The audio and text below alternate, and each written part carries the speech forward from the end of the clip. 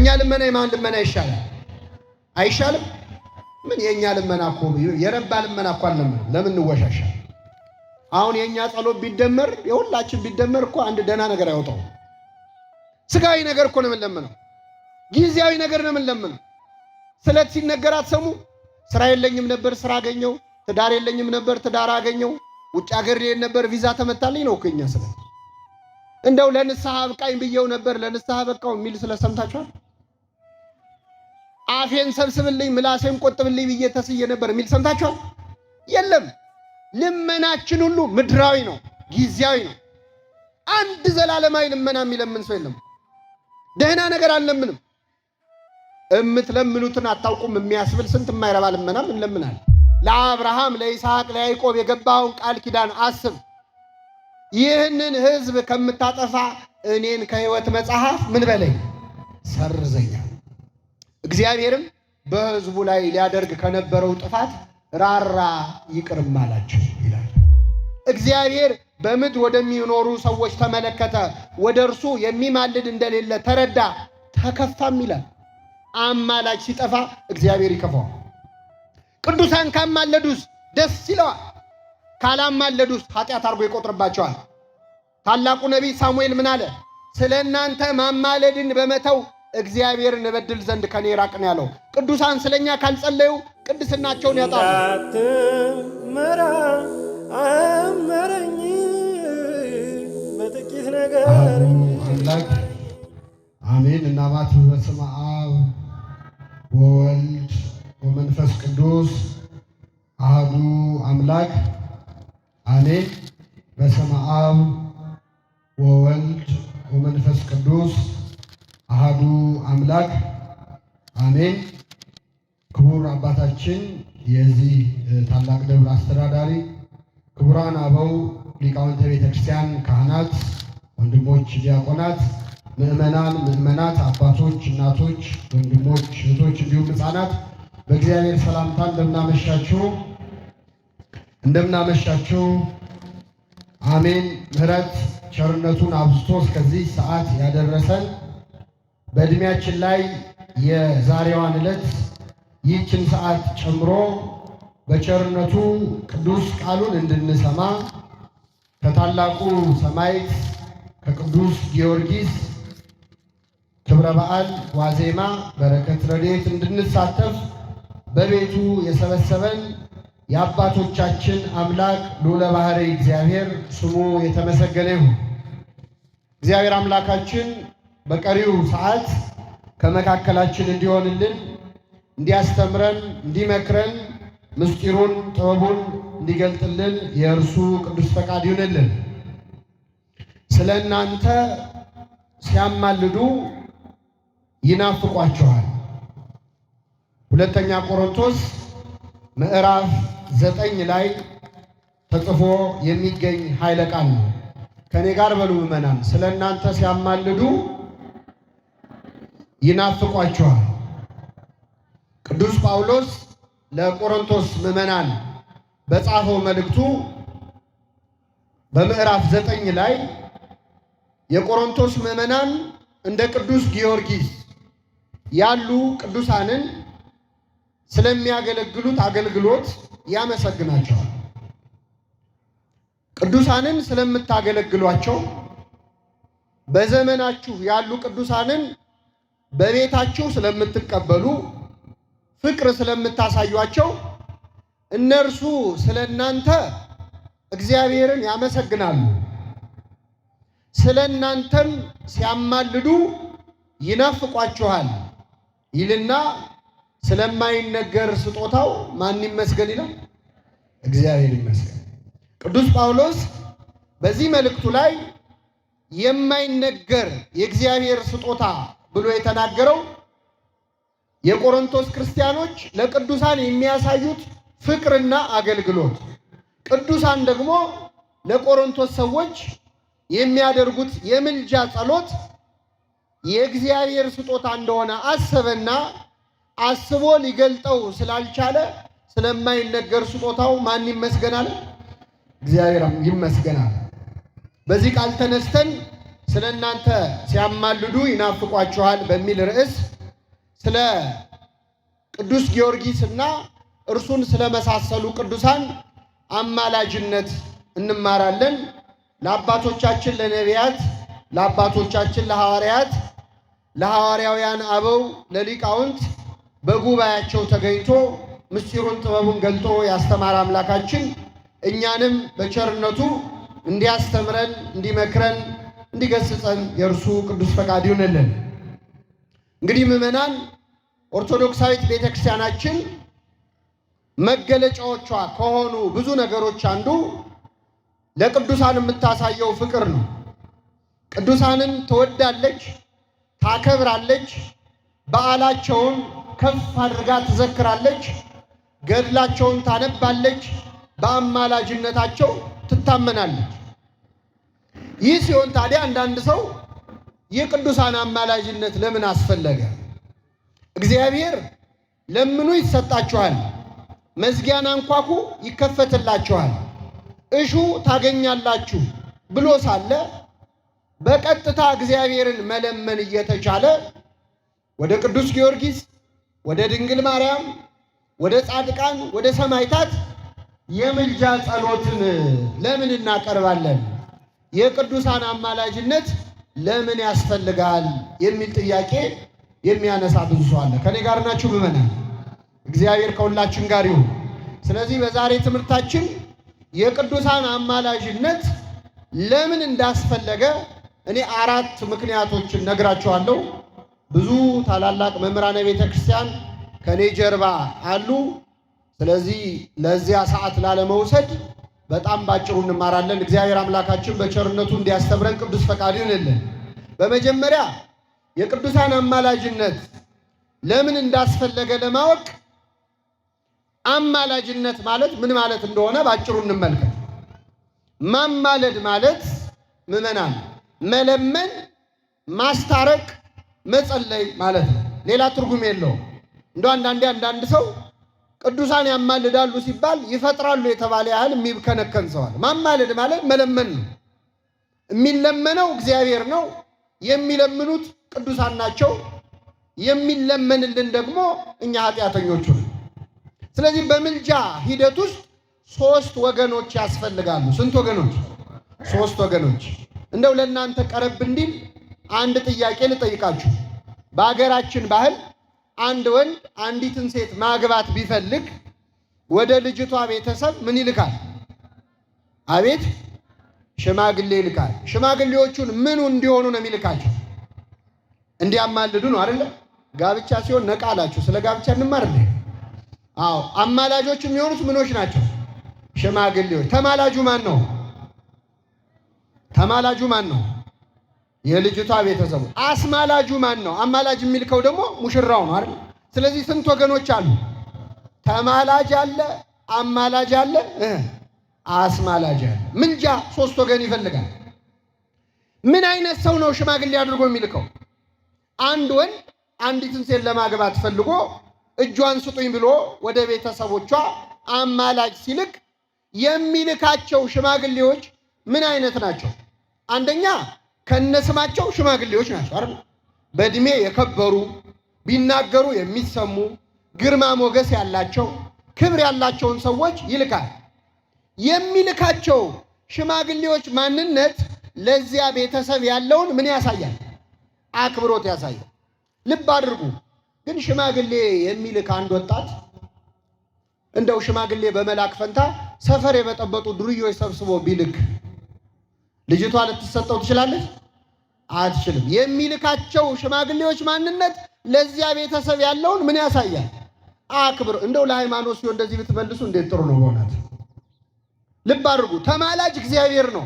አማላጆች ቅዱሳን ናቸው። ያው ኃጥአንም በአቅማችን እናማልዳለን፣ አይሰራም እንጂ አንዱ ለአንዱ ይጸልያል እኮ እንሞክራለን። ግን የሚሰራ ስለሆነ ምልጃ በስልጣን ደረጃ የቅዱሳን።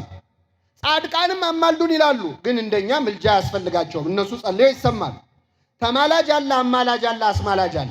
ወደ እግዚአብሔር የምንልካቸው አማላጆች ማንነት አሁን ጊዮርጊስ አማልደኝ ስንል አንዳንድ ሰው ጊዮርጊስን ያከበርን ይመስለዋል። እያከበርን ያለነው ከጊዮርጊስ በላይ ማንን ነው? እግዚአብሔርን ነው። የከበሩትን ቅዱሳኑን በፊት ደማቸውን ያፈሰሱትን ሰማዕታቱን በእግዚአብሔር ፊት ሞገስ አግኝተሻል የተባለች ድንግል ማርያምን ታማልደን ስንል እያከበርን ያለነው ቅዱሳኑን ሳይሆን ማንን ነው? እግዚአብሔር። አንተ ፊት መናገር አይገባንም። ለአንተም የሚመጥኑ እነሱ ናቸው። አንተን ለመለመን ጸሎታችንን ተቀባይ የሚያደርግ ምግባር የለንም ስንል በምልጃ ውስጥ እያከበርን ያለነው እግዚአብሔር። ይህን ካየን ምዕመናን ምልጃ ለምን እንዳስፈለገ እኔ 4 ምክንያቶች እነግራችኋለሁ። የመጀመሪያው የቅዱሳን አማላጅነት ያስፈለገው እኛ ኃጢአተኞች ስለሆንን ነው። ከኔ ጋር በሉ፣ እኛ ምን ስለሆንን? እስቲ ከዚህ መካከል ኃጢአት የሌለበት ሰው አለ? እንደው መከራከር አምሮት እኔ የለብኝም ካለ ዛሬ ገና ሰራ ማለት ነው።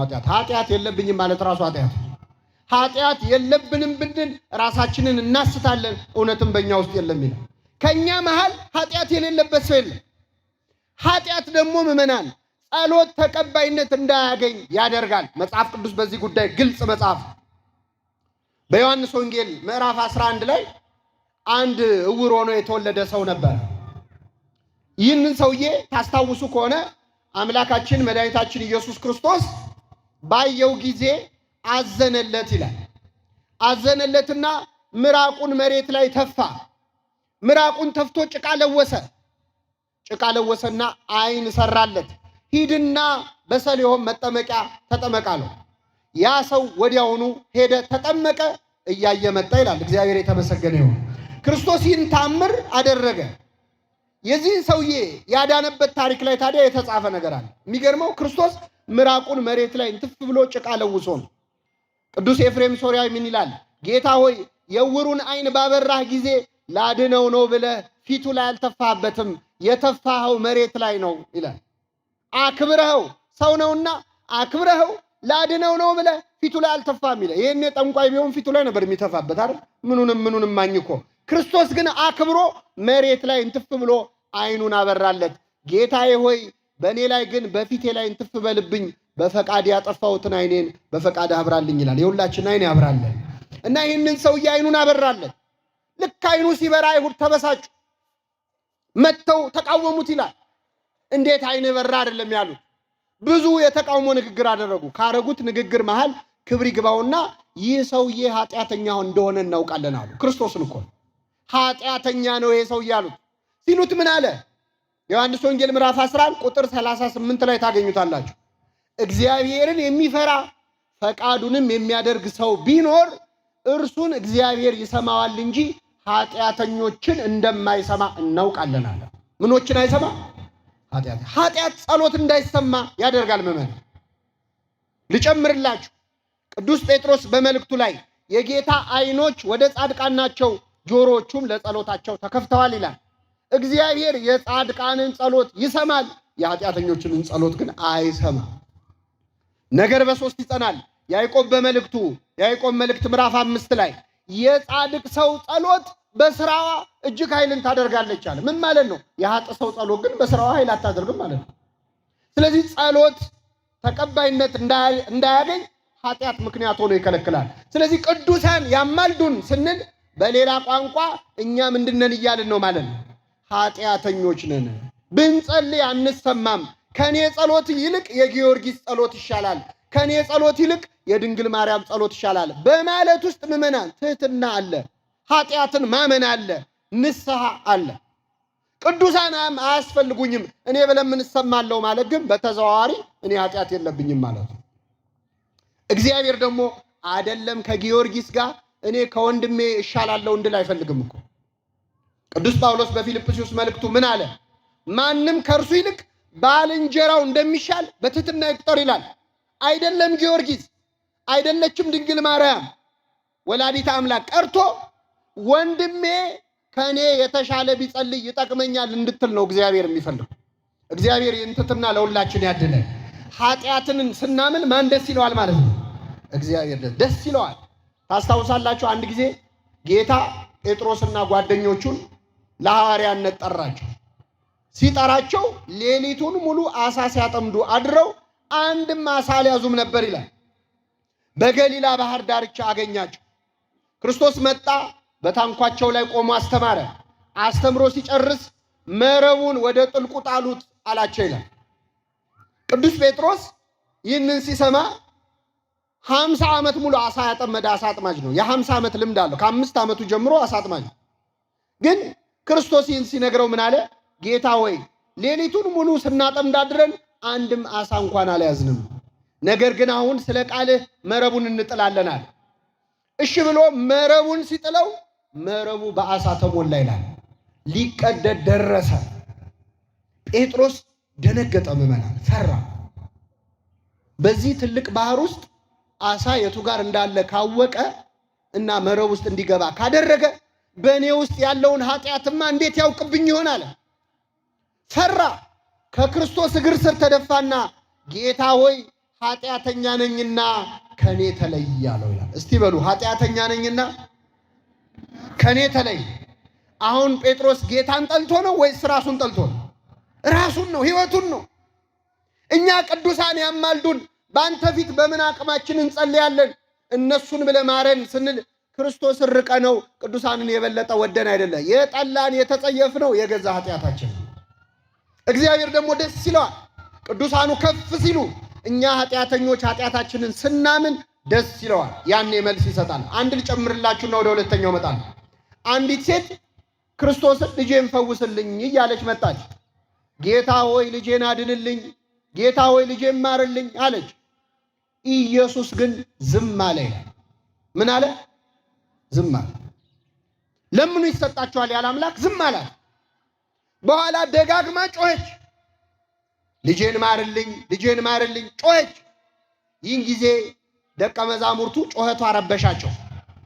ወደ ጌታ መጡና ጌታ ሆይ ከኋላችን እየጮኸች ነውና አሰናብታት አሉት ይላል።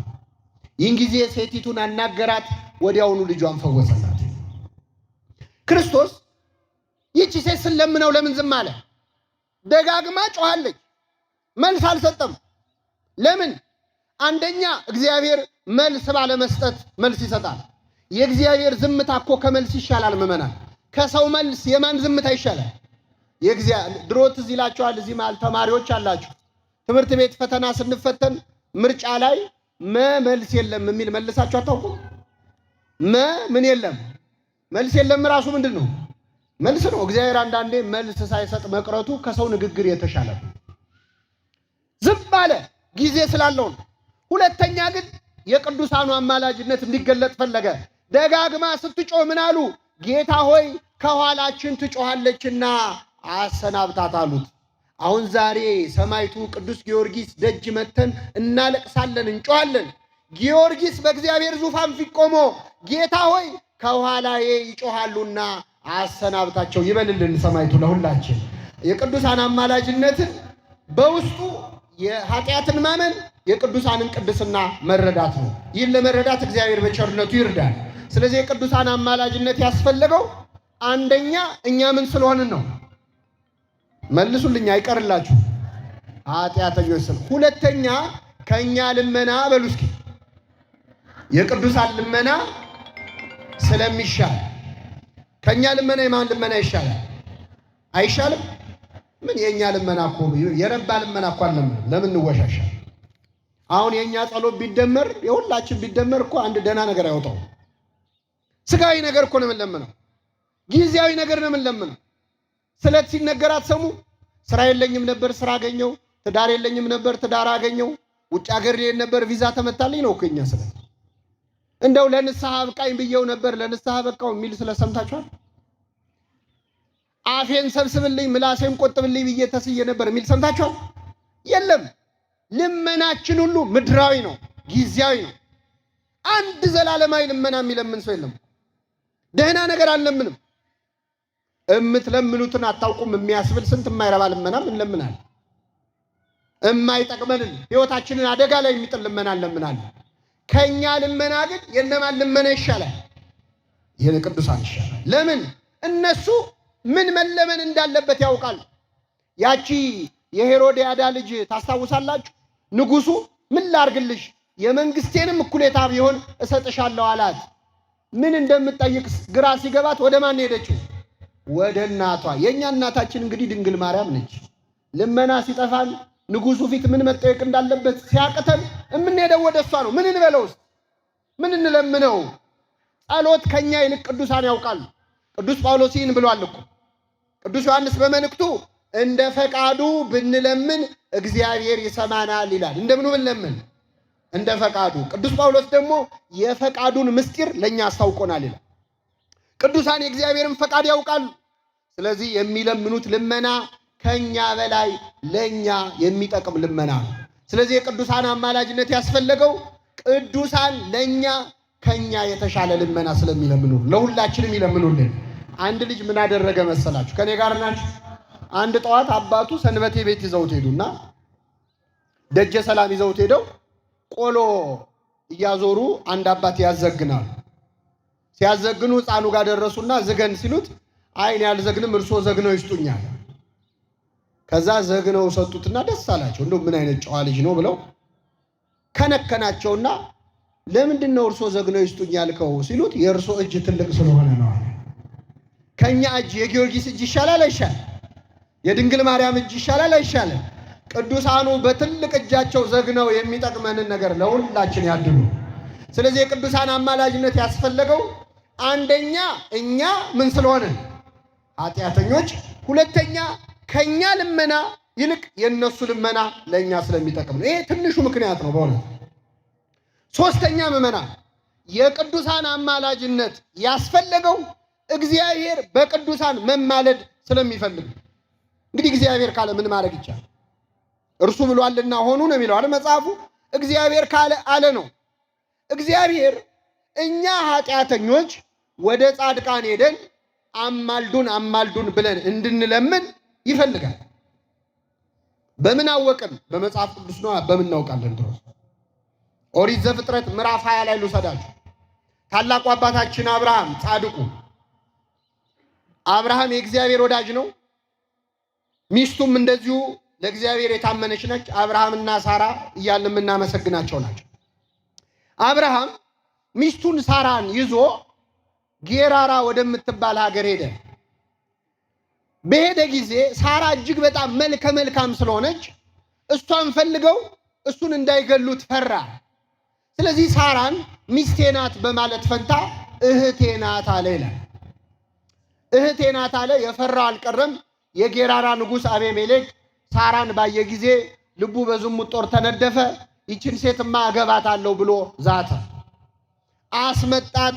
ድንኳን አስጥሎ ደንገጥሮች መድቦ አልብሷት፣ ጠቧት፣ አስጊጧት ነገ አገባታለሁ አለ። ምስኪን አብርሃም አይኑ እያየ ሚስቱ ሳራ ንጉሥ ልታገባ ነው። ከኔ ጋር ናቸው። ያን ቀን ሌሊት እግዚአብሔር ለጌራራ ንጉሥ ለአቤሜሌክ ተገለጠለት ይላል። በህልም ተገለጠለት።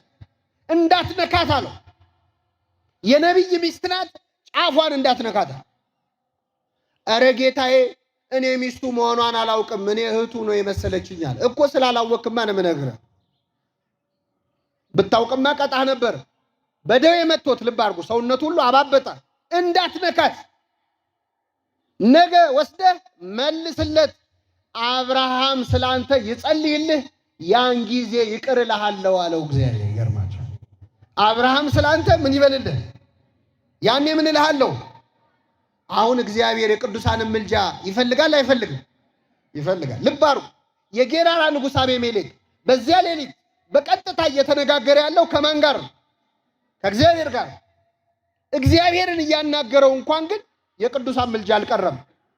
እኔን ብታናግረኝም እሱ ጋር ሂድና እሱ ሲጸልይ ያኔ ይቅር እልሃለሁ አለ። አሁን የቅዱሳን አማላጅነት አያስፈልግም የሚሉ ሰዎች እኮ እግዚአብሔርን ሲያናግሩ ታያድሩም። መቼስ ግን ቢያድሩ እንኳን ሌሊቱን ሙሉ በአይንህ እያየው እግዚአብሔር ቃል በቃል ቢያናግርህ እንኳን ራሱ እግዚአብሔር ቅዱሳንን አማልደኝ እንድትል ይልካል እንጂ የቅዱሳን አማላጅነት አይቀርም። ስለዚህ እግዚአብሔር በቅዱሳን መማለድ ይፈልጋል አይፈልግም? አንድ ልጨምርላችሁ። መጽሐፈ ኢዮብ ምዕራፍ 42 ላይ እንደምታውቁት ጻድቁ ኢዮብ በምድር ላይ ብዙ መከራ ከደረሰባቸው በመከራ ምክንያትም ብዙ ዋጋ ካገኙ ቅዱሳን አንዱ ነው። ኢዮብ ብዙ መከራ ባንድ የወረደበት፣ በመጀመሪያ ሀብት ንብረቱ ጠፋ። ከዚያ 10 ልጆቹ በአንድ ቀን ሞቱበት። ኢዮብ ግን እግዚአብሔር ሰጠ፣ እግዚአብሔር ነሳ፣ የእግዚአብሔር ስም የተመሰገነ ይሁን አለ። በመጨረሻ ኢዮብ ከራስ ፀጉሩ እስከ እግር ጥፍሩ ድረስ በደዌ ተመታ፣ ቆሰለ፣ ብዙ መከራ አየ እና በዛ ስቃይ ላይ ያለ ግን ጓደኞቹ መጥተው ደግሞ አላስቀምጣሉት። 3 ጓደኞች ነበሩት ኢዮብ። በነገር ይጠዘጥዙ ነበር። በቁስሉ ላይ ጥዝጣዜ ሆናችሁብኝ ብሏቸዋል እሱ ራሱ። እና ኢዮብን እየመጡ እንዲያርግ እንዲያታርግ። አንዳንዴ ሰው በሽተኛ ልንጠይቅ ሄደን ሆድ አስፍሰን የምንመጣ ሰዎች አለን እኮ አይደል? አዎ በቃ የማይሆን ነገር ምንና እግዚአብሔር ይማሪ ይበቃል። እና ኢዮብን መከራ አሳዩት። በመጨረሻ እግዚአብሔር ምን አለ? መጽሐፈ ኢዮብ ምዕራፍ 42 ላይ እንደ ባሪያዬ እንደ ኢዮብ መልካም ነገር ስላልተናገራችሁ ቁጣዬ በእናንተ ላይ ነዷል። ስለዚህ 7 ወይፈን 7 አውራ በግ ይዛችሁ ወደ ባሪያዬ ወደ ኢዮብ ሂዱ። ባሪያዬ ኢዮብ ስለናንተ ይጸልያል፣ ያን ጊዜ ይቅር እላችኋለሁ አለ እግዚአብሔር። ኢዮብ ስለናንተ ምን ይላል? ያኔ ምን እላችኋለሁ? ስለዚህ እግዚአብሔር የቅዱሳንን ምልጃ ይፈልጋል አይፈልግም? ኃጢአተኞችን ወደ ጻድቃን ሄዳችሁ አማልደኝ በሉ ሲል መጽሐፍ ቅዱስ ላይ ተጽፏል። ይህ ብቻ አይደለም፣ ጻድቃንን ደግሞ እንዲያማልዱ ይገፋፋቸዋል እግዚአብሔር። ኃጥአንን አማልደኝ በሉ ይላል፣ ጻድቃንን ደግሞ ለምልጃ ይገፋፋል። ለዚህ ነው አንድ ጥቅስ ብቻ ልስጣችሁ። ዘጸአት ምዕራፍ 32 ቁጥር 32 ነው። እግዚአብሔር ከወዳጁ ከሙሴ ጋር በሲና ተራራ ላይ ቃል በቃል እየተነጋገረ ነው።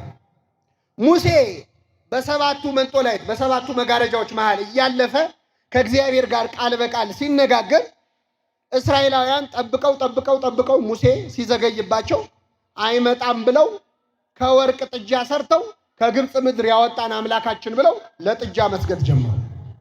በጣም ይገርማል። እግዚአብሔር እስራኤልን ከግብፅ በቀላሉ አውጥቷቸዋል። ግብፅን ግን ከእስራኤል ውስጥ ለማውጣት በጣም ነው የተቸገረው። የግብፅ ጣዖት አምልኮ ውስጣቸው ስለነበረ ለጣዖት መስገድ ጀመሩ። እግዚአብሔር ይህን ጊዜ አዘነ። ሙሴ ሙሴ ሆይ ከግብፅ ምድር ያወጣኸው ሕዝብህ በድለውኛል፣ ስለዚህ ቁጣዬ እንዲቃጠልባቸው አጠፋቸው ዘንድ ተወኝ አለው ይላል። ከኔ ጋር በሉ አጠፋቸው ዘንድ። ማን ነው ተወኝ የሚለው? አሁን እግዚአብሔርን ሙሴ መከልከል ይችላል? አይችልም።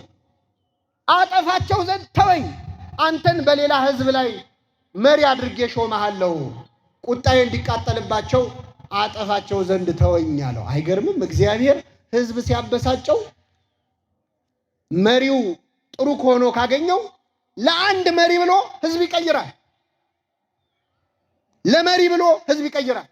ለመሪ ብሎ ሕዝብ መቀየር የሚችል አምላክ ለሕዝብ ብሎ መሪ መቀየርስ ይችላል? አይችልም? ይችላል። ስለዚህ ችግሩ እኛ ላይ ነው ማለት ነው። እኛ ከተመቸነው መሪ መቀየር አይከብደውም። ለምን? ለመሪው ቅድስና ብሎ ሕዝቡን ልቀይርላል። ሙሴ ምን አለ? ጌታ ሆይ ለኛ አይደለም ለስም ብለሃል። ሕዝቡን ከግብፅ ባርነት ነፃ አውጥቶ በበረሃ ፈጃቸው ብለው አሕዛብ በስም ላይ ይዘብቱብሃል። ስለዚህ ለኛ አይደለም ለስም ብለህ ለአብርሃም ለይስሐቅ ለያዕቆብ የገባውን ቃል ኪዳን አስብ። ይህንን ሕዝብ ከምታጠፋ እኔን ከሕይወት መጽሐፍ ምን በለኝ ሰርዘኛ። እግዚአብሔርም በሕዝቡ ላይ ሊያደርግ ከነበረው ጥፋት ራራ ይቅርም አላቸው ይላል። እግዚአብሔር ይቅር ይበለን ሁላችን። አሁን ይህን ያነሳውላችሁ ምዕመናን፣ እግዚአብሔር ማጥፋት ከፈለገ ሙሴን እያስፈቀደ ነው የሚያጠፋው? እግዚአብሔር የሚሳነው ነገር አለ? ለምንድን ነው ለሙሴ የሚነግረው? ለምንድን ነው የሚነግረው? ለመረጃ ነው። ለመረጃ ከሆነ ሕዝቡን አጥፍቶ ሙሴ ሆይ ያጠፋዋቸው እኮ ማለት ይችላል። ለምንድን ነው የሚነግረው? ሙሴ ስለ ሕዝቡ ምን እንዲል ነው? እንዲለምን እንዲጸልይ ነው እንጂ ለኛ እኮ እግዚአብሔር እንዲህ አይነት ነገር አያማክርም። አሁን እግዚአብሔር ለኛ መጥቶ እስቲ እነገሌን ላጠፋቸው ነው ምን ይመስላችኋል ቢላችሁ ምን እንደምትሉ? ወይ እግዚአብሔር ወይ ሐሳቡ ካንተ ከመጣማ ጨምረ እነገሌንም በዛው አጥፋል ምንለው አይደል? ቅዱሳኑን ግን ያውቃቸዋል። በቅዱሳን መማለድ ማን ይፈልጋል ማለት ነው? እግዚአብሔር ይፈልጋል። ይህ ብቻ አይደለም፣ ቅዱሳን ካላማለዱ እግዚአብሔር ያዝናል፣ ይከፋዋል ይላል መጽሐፍ ቅዱስ። በጣም ይገርማል። ትንቢተ ኢሳይያስ ምዕራፍ 59 ላይ አንብቡ። እግዚአብሔር በምድር ወደሚኖሩ ሰዎች ተመለከተ፣ ወደ እርሱ የሚማልድ እንደሌለ ተረዳ፣ ተከፋም ይላል። አማላጅ ሲጠፋ እግዚአብሔር ይከፋዋል። ቅዱሳን ካማለዱስ ደስ ይለዋል፣ ካላማለዱስ ኃጢአት አድርጎ ይቆጥርባቸዋል። ታላቁ ነቢይ ሳሙኤል ምን አለ? ስለ እናንተ ማማለድን በመተው እግዚአብሔርን እበድል ዘንድ ከኔ ራቅ ነው ያለው። ቅዱሳን ስለኛ ካልጸለዩ ቅድስናቸውን ያጣሉ። እነ ጊዮርጊስ ለኛ ካልጸለዩ የሰማዕትነታቸውን ዋጋ ያጣሉ። ስለዚህ ቅዱሳን ሲያማልዱ እግዚአብሔር ደስ ይለዋል። ቅዱሳን ስለኛ ሲያማልዱ ማንን ደስ ይለዋል አልኳችሁ? ካላማለዱ ደግሞ ኃጢአት አድርጎ ይቀጣቸዋል። ስለ እናንተ መጸለይን በመተው እግዚአብሔርን እበድል ዘንድ ከኔ ራቅ ይላል። ጻድቅ ኢዮብ ደግሞ ስለ ባልንጀሮቹ በጸለየ ጊዜ እግዚአብሔር ሀብቱን፣ ንብረቱን፣ ጤናውን መለሰለት ይላል። ቅዱሳን ስለኛ ሲያማልዱ ክብራቸው፣ ጸጋቸው ይጨምራል። ቅዱሳን ስለኛ ካላማለዱ ደግሞ ኃጢአት አድርጎ ይቀጣቸዋል። ሁለት ነገር ልንገራችሁ እናጠቃልላለሁ። ከኔ ጋር ናችሁ? እግዚአብሔር ከሁላችን ጋር ይሁን።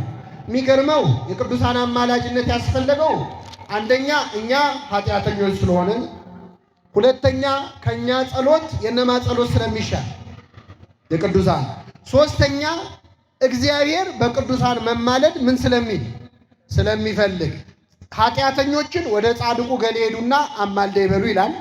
ጻድቃንን እንዲያማልዱ ይገፋፋቸዋል የሚለውን አየን። የመጨረሻ ሁለት ነጥብ ምንድነው? እግዚአብሔር ይገርማቸዋል፣ ቅዱሳን ባያማልዱ እንኳን እኛ የምንኖርበት ከተማ ውስጥ ስለኖሩ ብቻ ብሎ ይምረናል። ስላማለዱ አይደለም። እኛ በምንኖርባት ሀገር ውስጥ ቅዱሳን ካሉ አብረውን ስለሚኖሩ ቅዱሳን ብሎ እግዚአብሔር ምሕረት ያደርግልናል። ሁላችንንም በቸርነቱ ይማረን። ልብ አድርጉ፣ ይህም መጽሐፍ ቅዱስ ላይ የተጻፈ ነው።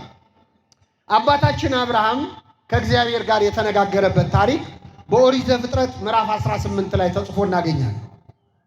እግዚአብሔር ሰዶምና ገሞራ የተባሉ ሁለት ከተሞች ላይ የሚኖሩ በጣም በብዙ ሺህ የሚቆጠሩ ሕዝቦች ነበሩ። እነዚህ ሰዎች ዛሬም ድረስ በስማቸው የሚጠራ ኃጢአት አለ፣ ግብረ ሰዶም ተብሎ። ይህን ኃጢአት እየሰሩ ሌላም ብዙ ክፉ ነገር እያደረጉ ትንቢተ ሕዝቅኤል ላይ የሰዶም ኃጢአት ብዙ ነው ይላል። እንጀራን መጥገብ፣ ስራ መፍታት የመሳሰለው ሁሉ አለ እና በኃጢአት እየኖሩ እግዚአብሔርን አሳዘኑ። ስለዚህ እግዚአብሔር ሊያጠፋቸው ፈለገ። ሰዶምና ገሞራን ከማጥፋቱ በፊት ግን ምን አለ? በውኑ እኔ የማደርገውን ከባሪያዬ ከአብርሃም እሰውራለሁ አለ። ለአብርሃም ሳልነግር አንዳች አላደርግም አለ። እውነት ነው።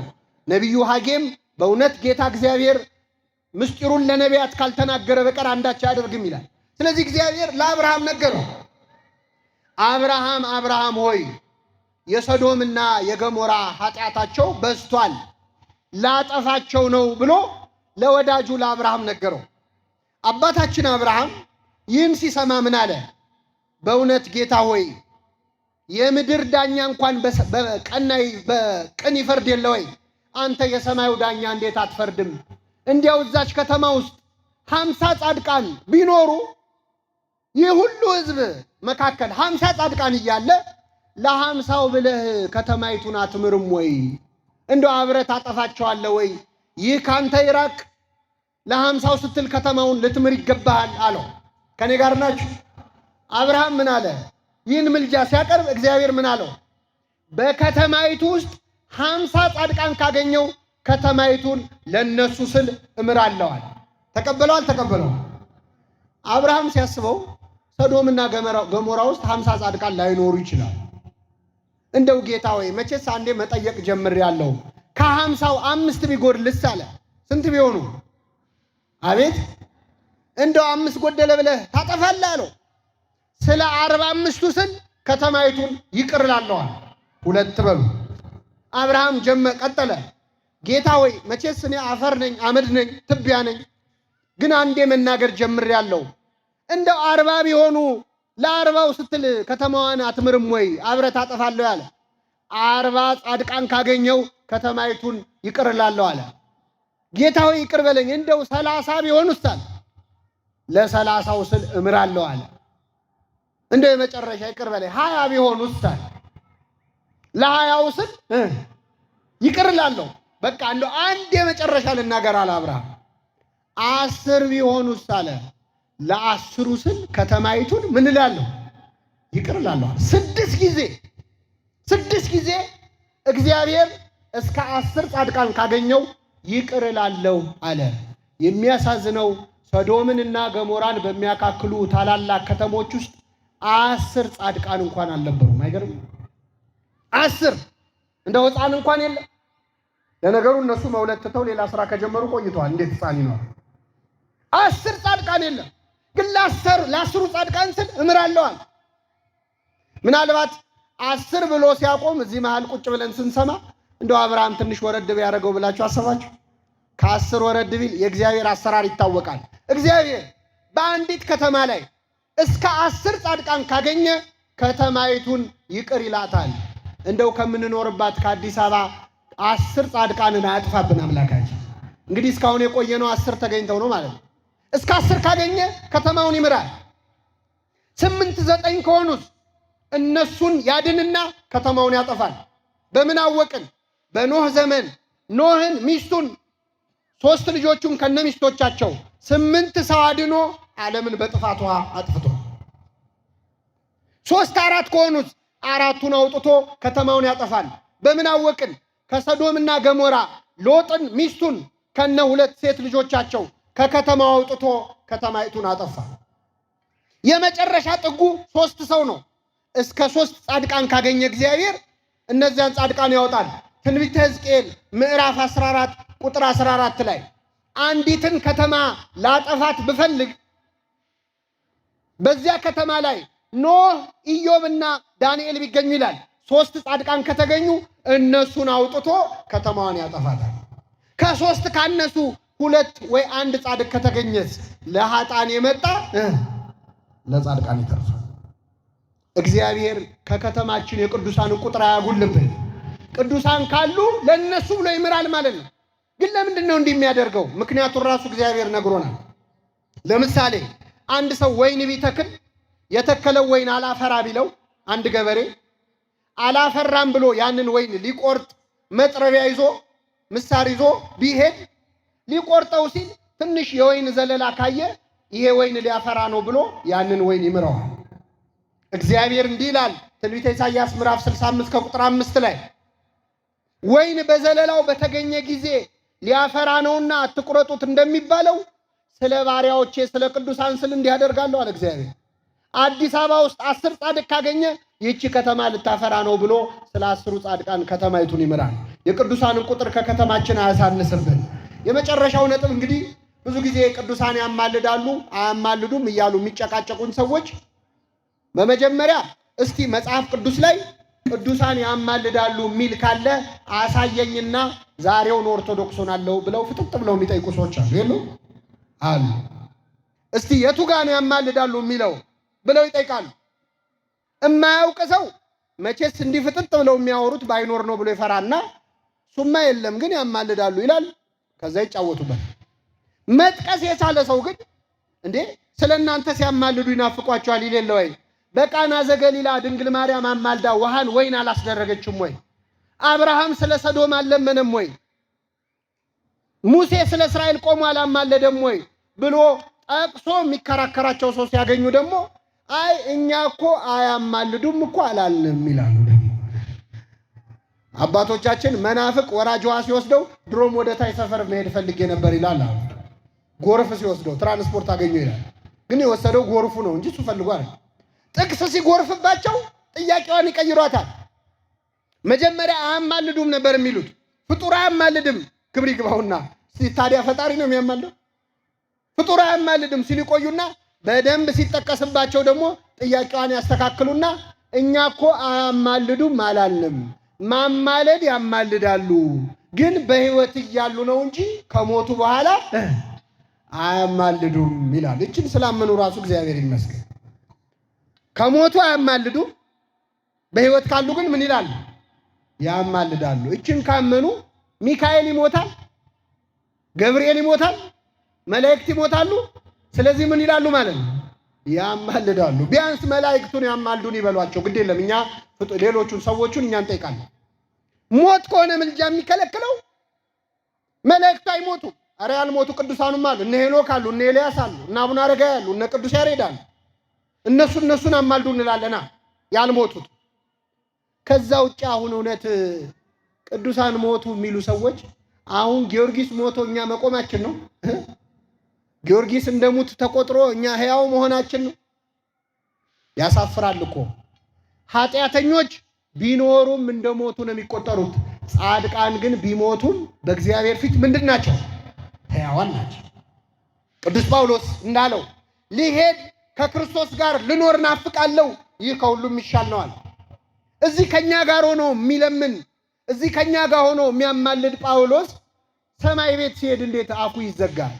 ከክርስቶስ ጋር ሲሆን እንዴት አይጸልይም? እንዲያውም ቅዱሳን የበለጠ የሚያማልዱት በስጋ እያሉ ሳይሆን በነፍስ ባጸደ ነፍስ በእግዚአብሔር ፊት ሲቆሙ። ጊዮርጊስ ስለ ሁላችን ይጸልያል፣ አሁን ያማልዳል። በእውነት ምልጃውን ያድርግልን ለሁላችን። ቅዱሳን እንደውም ክብራቸው የሚጨምረው ከሞቱ በኋላ ነው። እንደው አባቶቻችን ምን ይላሉ?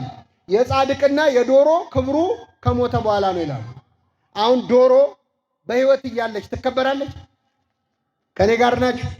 ዶሮ ሳሎን ውስጥ ገባ ምንድን ነው የምትሉት? እሺ ትላለች። ከታረደ በኋላ እሺ ትላለች። እሺ ነው የምትሉት አይደል? አዎ፣ ልክ ስትታረድ ቤተሰቡ ሁሉ ይከባታል አይደል? ትከበር። የጻድቃንም ክብራቸው እንደውም የሚጨምረው በስጋ እያሉ ሳይሆን በአጸደ ነፍስ ሲሆኑ ነው። ይሄ ዝም ብሎ ሎጂክ እንዳይመስላችሁ መጽሐፍ ቅዱስ ጠቅሰን እናብቃ። የዮሐንስ ራእይ ምዕራፍ 6 ከቁጥር 10 ላይ በእግዚአብሔር ፊት ይላል ስለ ክርስቶስ መስክረው የታረዱትን ሰማዕታት በክርስቶስ ፊት ቆመው አዩአቸው ይላል። እነ ጊዮርጊስን 144,000 ሕፃናት ሰማዕታቱን በክርስቶስ ፊት ቆመው አዩአቸው። አቤቱ የሰራዊት ጌታ እግዚአብሔር ወይ ደማችን በምድር ላይ እስከ መቼ ይፈሳል? እስከ መቼ አትፈርድም? ብለው ሲለምኑ አዩአቸው። እንደነሱ የሚገደሉ የሌሎች ሰማዕታት ቁጥር እስኪሞላ ድረስ ለጥቂት ጊዜ እንዲያርፉ ተነገራቸው። ነጭ ልብስም ተሰጣቸው ይላል። እነ ጊዮርጊስ ነጭ ልብስ ለብሰው በሰማይ ስለ ሁላችን እየጸለዩ ነው። ምዕመናን ደስ ይበላችሁ። በዚህ ልብ አድርጉ። ስለ ክርስቶስ መስክረው የሞቱ ሰማዕታት ነው ያለው። ሞተዋል በስጋ በአጸደ ነፍስ ግን እግዚአብሔር ፊት ቆመው ስለ ሁላችን ይጸልያሉ፣ ያማልዳሉ። ስለ እናንተ ሲያማልዱ ይናፍቋችኋል። ስለማይነገር ስጦታው ማን ይመስገን? የሰማነውን በልቡናችን ያሳድረው።